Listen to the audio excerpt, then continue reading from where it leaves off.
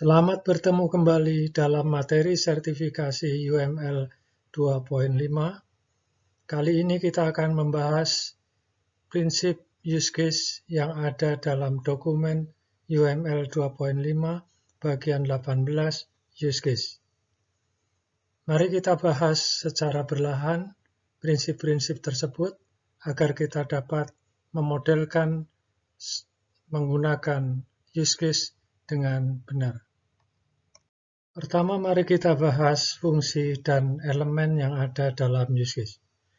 Use case digunakan untuk menggambarkan kebutuhan sistem, yaitu menggambarkan apa yang dapat dikerjakan oleh sistem yang akan kita buat perangkat lunaknya.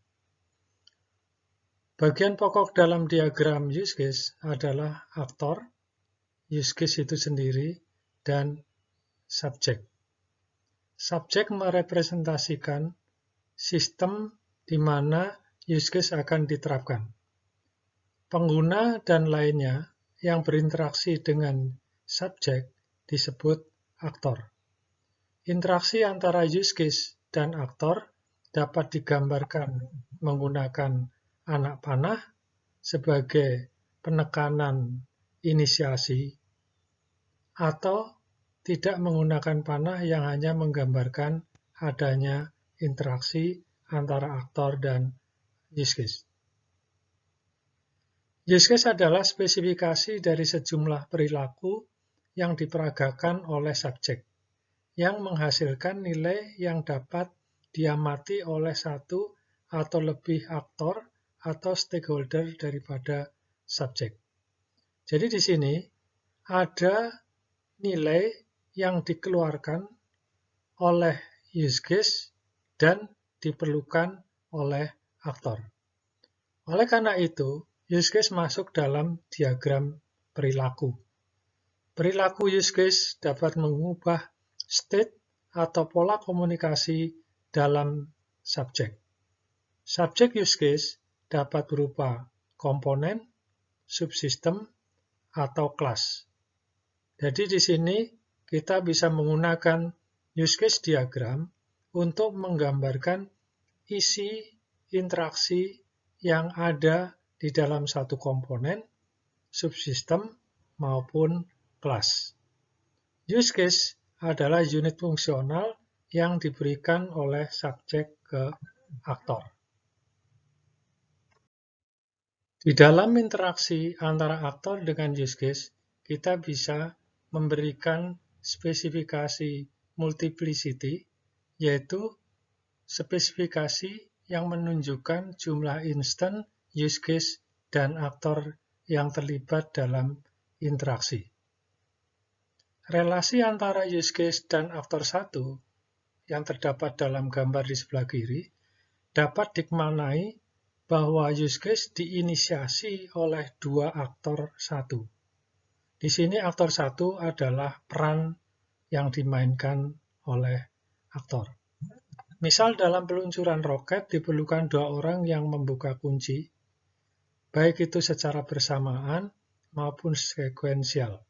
Di dalam pelaksanaannya, apakah secara bersamaan atau secara sekuensial, UML tidak memberikan ketentuan lebih lanjut.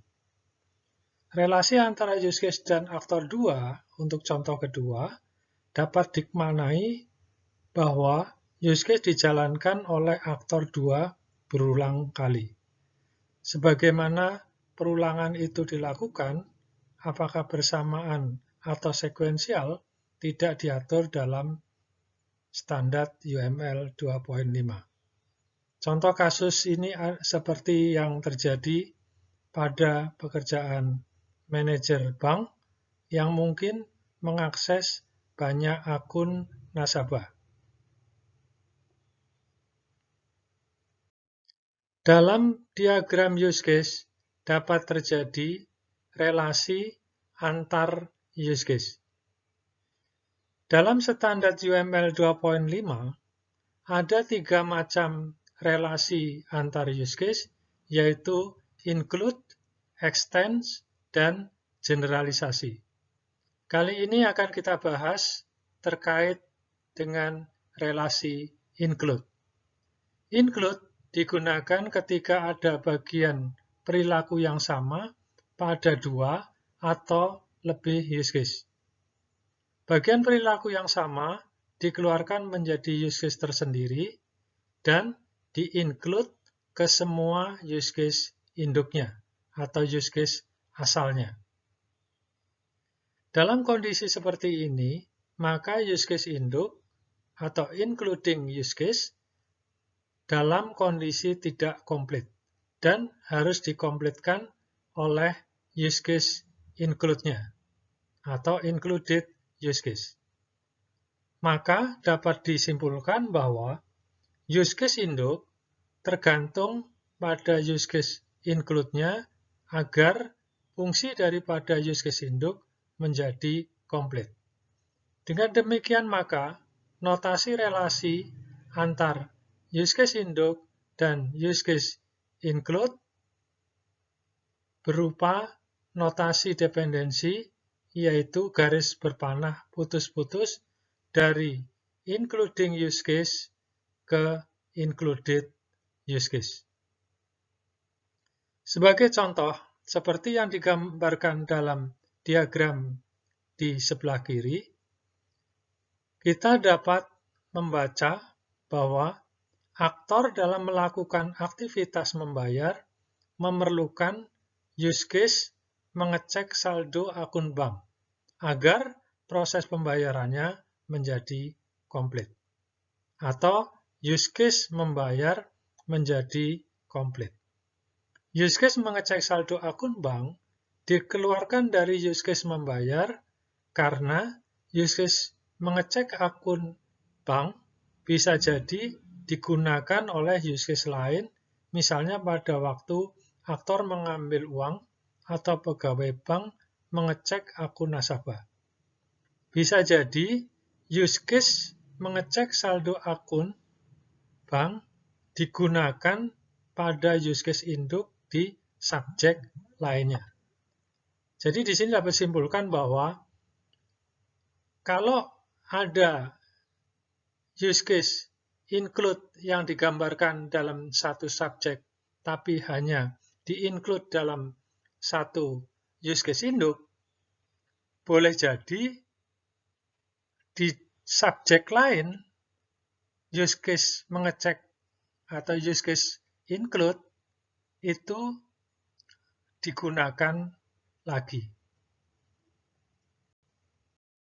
Jenis relasi kedua yaitu extend. Extend digunakan ketika ada penambahan beberapa perilaku yang akan ditambahkan pada perilaku yang telah didefinisikan atau telah ada dalam sebuah use case. Penambahan perilaku dapat dieksekusi jika memenuhi persyaratan atau kondisi yang ditentukan. Karakteristik daripada extend yaitu use case yang di-extend atau disebut extended use case bersifat independen terhadap use case extend atau disebut extending use case. Artinya, eksekusi use case induk atau extended use case akan tetap komplit atau utuh meskipun use case extend tidak dieksekusi. Use case extend dapat juga merupakan use case extend dari dua atau lebih use case lainnya. Use case extend dapat mempunyai use case extend dan seterusnya. Relasi extend digambarkan dengan menggunakan anak panah putus-putus dari extending use case ke extended use case. Untuk memudahkan mengingat, kita bisa merelasikan atau menganalogikan bahwa use case extend ditambahkan ke use case induk. Mari kita lihat satu contoh peragaan di gambar sebelah kiri. Di sini terlihat bahwa anak panah berasal dari use case lihat tata cara menuju ke use case membayar. Artinya, use case yang di-extend, yaitu use case membayar, dan use case extend adalah use case lihat tata cara. Jadi di sini adalah extended use case, di sini disebut sebagai extending use case. Di sini kita lihat ada yang namanya extension point, yaitu titik ekstensi, di mana use case extend atau extending use case ditambahkan ke use case membayar. Jadi pada saat aktor mengakses use case membayar dan melihat ada ekstensi point di sini adalah pilihan menu lihat tata cara, maka aktor dapat mengakses lihat tata cara. Namun demikian yang perlu diingat bahwa meskipun aktor tidak mengakses use case lihat tata cara, maka use case membayar tetap akan dianggap komplit atau memenuhi satu fungsi yang komplit. Jenis relasi antar use case yang ketiga adalah generalisasi. Generalisasi digunakan ketika ada banyak pilihan spesifik yang dapat digunakan untuk menyelesaikan use case induk menjadi komplit. Dengan kata lain, ada banyak alternatif yang dapat digunakan untuk mencapai tujuan use case yang diinginkan oleh aktor. Mari kita lihat peragaan pada gambar di sebelah kiri. Di dalam diagram use case ini, use case membayar mempunyai dua alternatif cara pembayaran, yaitu secara cash dan secara kredit. Aktor di dalam mengakses use case membayar akan dijumpai pilihan apakah akan membayar secara cash atau membayar secara kredit.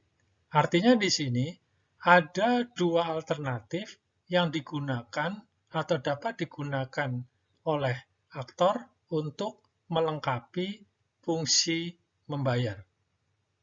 Tolong dibedakan pilihan ini dengan extend. Kalau extend, maka use case extend tidak dieksekusi, itu diperbolehkan tetap menjadikan use case induk tetap komplit. Dalam kasus di sini, maka harus ada salah satu opsi yang dijalankan agar proses atau use case membayar menjadi komplit.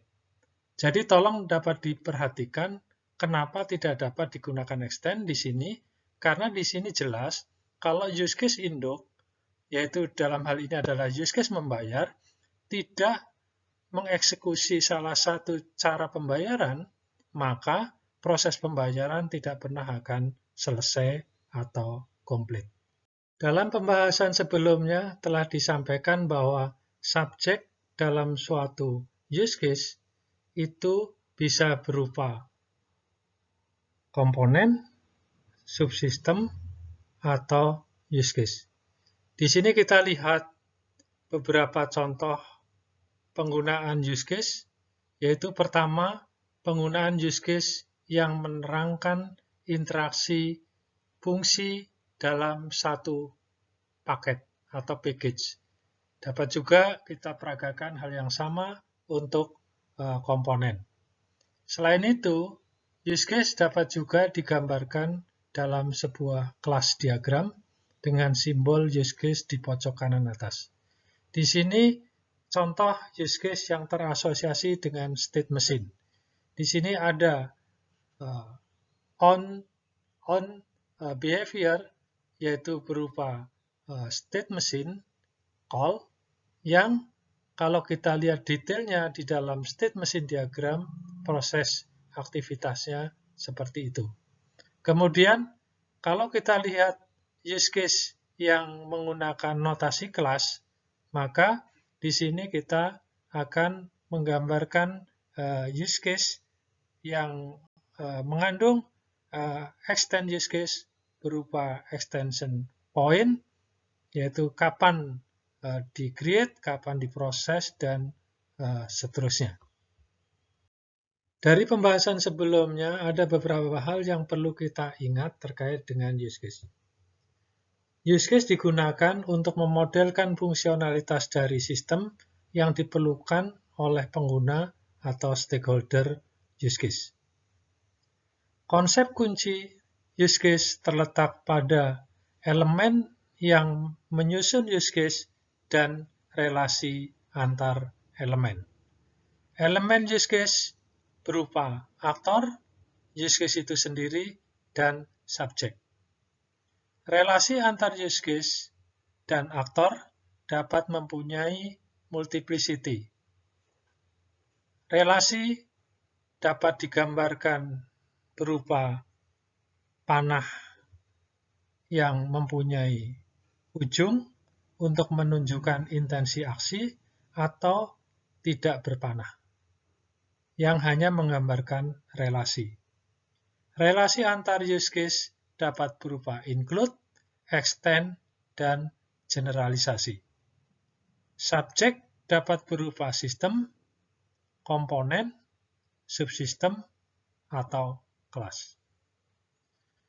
Demikian pembahasan use case, semoga bermanfaat bagi kita semua dan selamat berjumpa kembali dalam pembahasan yang lainnya.